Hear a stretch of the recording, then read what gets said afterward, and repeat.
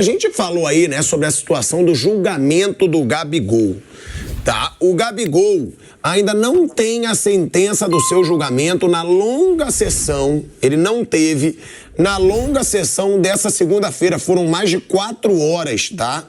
Na Justiça Desportiva Antidopagem. Vale deixar claro que ele foi denunciado pela Procuradoria do Tribunal de tentativa de fraude do exame antidoping. O julgamento começou 2 horas da tarde e foi até às 7 da noite, com a decisão do tribunal de seguir na próxima segunda-feira. Gabigol prestou depoimento ao Tribunal Desportivo por videoconferência. Ao todo, 8 testemunhas participaram da sessão. O jogador é representado pela equipe do advogado Bichara Neto, que defendeu Paulo Guerreiro na suspensão por doping nos tribunais da FIFA em 2017. Ele foi acusado de infração ao artigo 122 do Código Brasileiro Antidopagem, que se refere a fraude ou tentativa de fraude de qualquer parte do processo de controle. O Código prevê suspensão de até 4 anos em caso de condenação. Vamos lá, lembrando, né? O Gabigol, ele queria sair rápido do jogo, não foi, Mauro? Você lembra da situação? Ele não é que ele se recusou. Ele estava no treino, né? No CT, e ele teria dificultado a coleta do material. Mas ele fez?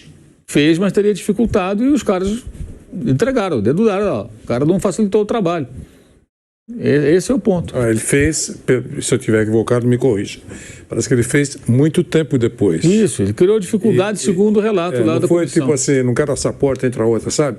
É muito tempo depois. E para esse tipo de controle, é a necessidade de ter um contato visual, a partir do momento que você é escolhido. É você. Pronto, eu não tiro mais o de olho no seu pênis. Entendeu? Inclusive na hora que você vai urinar. Antes não era assim. Ele ficava, digamos assim, semi-blindado. Quem deveria, naquele momento, ceder o material. Mas depois de alguns problemas, a orientação acompanha junto, naquele momento. É isso. Só para acrescer isso. Aí tem essa situação do Gabigol, né?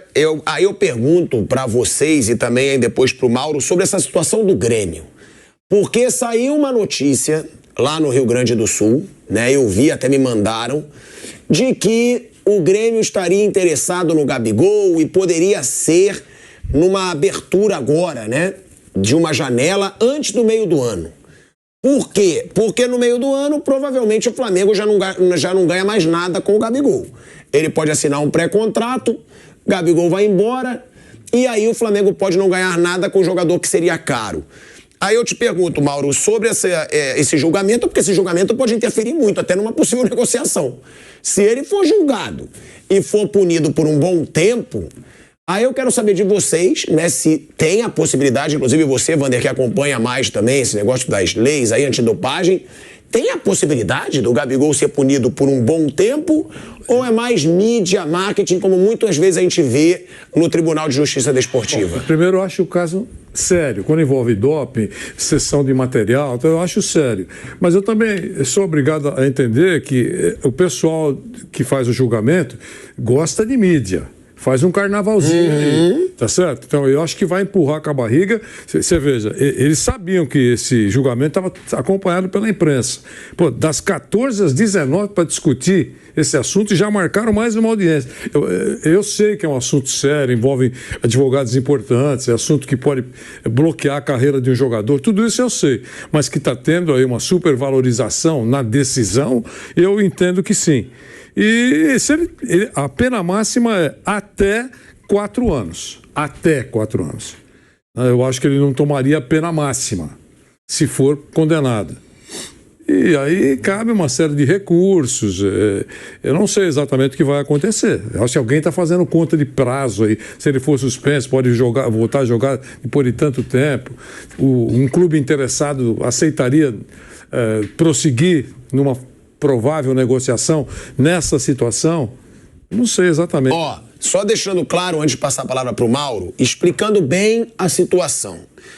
O Gabigol, ele é acusado de dificultar a realização do exame. Isso. Um dos relatos da denúncia diz que o jogador demorou para realizar o processo e não cumpriu as instruções dos oficiais. Os demais jogadores do Flamengo realizaram o exame antes do treino das 10 horas. O fato aconteceu no dia 8 de abril de 2023. De acordo com os responsáveis pela realização do exame, Gabigol não se dirigiu aos profissionais antes do treino e, depois da atividade, ignorou os agentes e foi almoçar, tratando a equipe com desrespeito e não seguindo o procedimento indicado.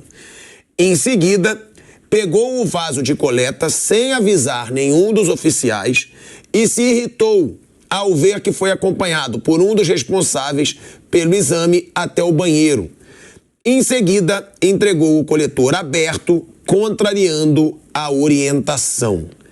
Então, essa é a situação. Não fez no horário que todo mundo fez, foi almoçar, só fez depois do almoço, olhou, desrespeitou os profissionais lá do antidoping, de acordo com os profissionais do antidoping, e entregou o vasinho com a urina, aberto, como não deve ser feito, de acordo com o que é pedido pelo pessoal da antidopagem. Mauro, você acredita que possa haver uma punição rígida ao Gabigol?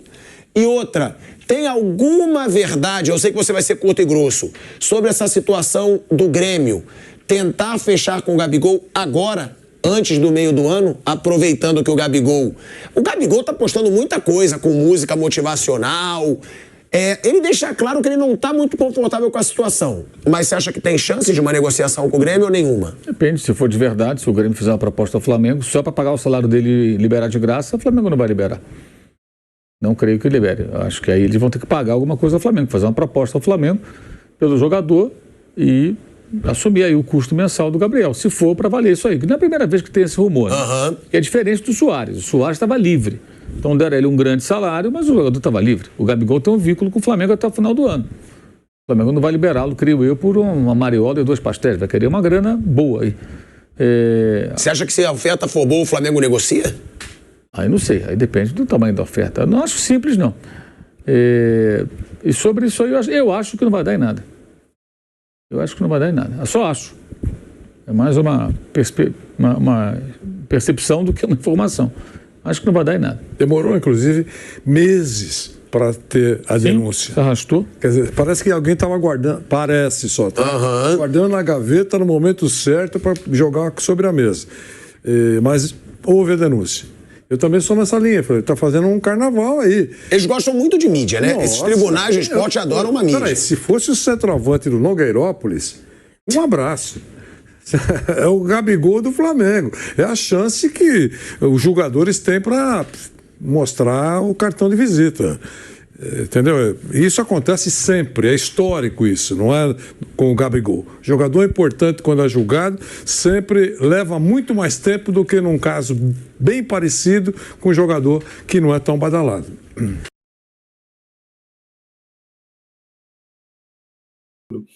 E eu espero, que vocês continuem com a gente, que vocês curtam.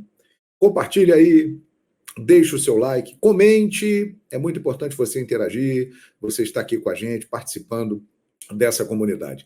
E se inscreva no canal Fala João Guilherme, se você achar legal, se você quiser acompanhar aqui o nosso trabalho. Então, muito obrigado a todos vocês. Um cenário bonito, né? Cristo Redentor, que ele abençoe todos nós, nesse símbolo, uma das 7 maravilhas do mundo, um cenário abençoado. E um cara abençoado chama-se Arthur Antunes Coimbra, o Zico, o galinho de Quintino. Um grande exemplo, um grande ídolo. O ídolo dos ídolos. Um cara que é uma unanimidade, é respeitado por todo mundo, o maior jogador da história do Flamengo. E Zico recebeu merecidamente uma homenagem no Rio de Janeiro. Foi inaugurada uma estátua de cera do galinho, com o uniforme do jogo lá do Liverpool de 1981, aqueles 3-0, uma justa homenagem em vida a Arthur Antunes Coimbra. E aí, Zico foi perguntado pelos nossos colegas de imprensa sobre o momento de Gabigol. E é exatamente isso que nós vamos trazer aqui no vídeo. Eu vou compartilhar com vocês agora, pegando aqui a imagem do Facebook da TNT Esportes. E o Galo respondeu exatamente assim sobre Gabriel Barbosa. Veja. Falar do Gabigol, que tá chovendo molhado, né? Porque ele marcou história no Flamengo, independente do que ele faça daqui para frente.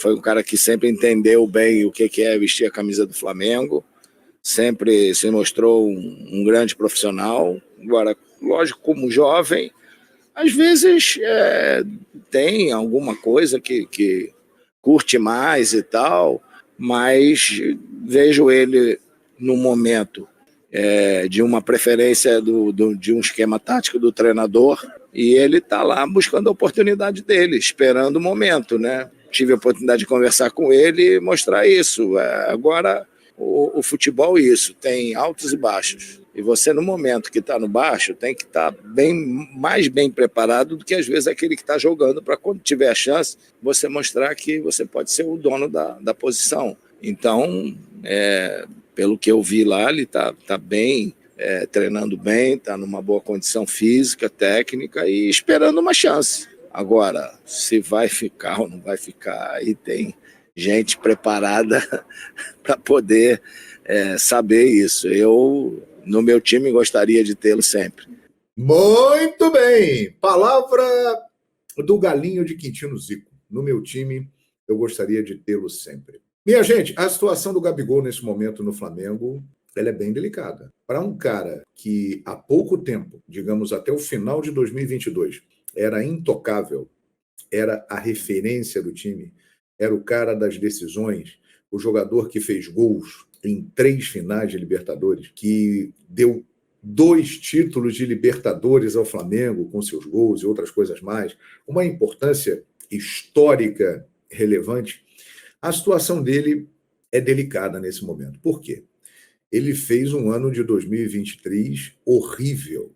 Por culpa do próprio Gabriel, ele acabou se perdendo, né, no meio disso tudo, perdeu espaço, caiu de rendimento, e aí chega o Tite, um treinador que reconhecidamente nunca teve o Gabriel na sua lista de preferência. Gosta do Gabriel, convive com o Gabriel, conta com o Gabriel, mas o Gabriel não está entre os preferidos do Tite.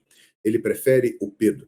E aí, no final do ano passado, o Tite chega, 12 jogos no Campeonato Brasileiro, ele começa a mapear o Flamengo, a conhecer o elenco do Flamengo, o vestiário, as carências, as necessidades.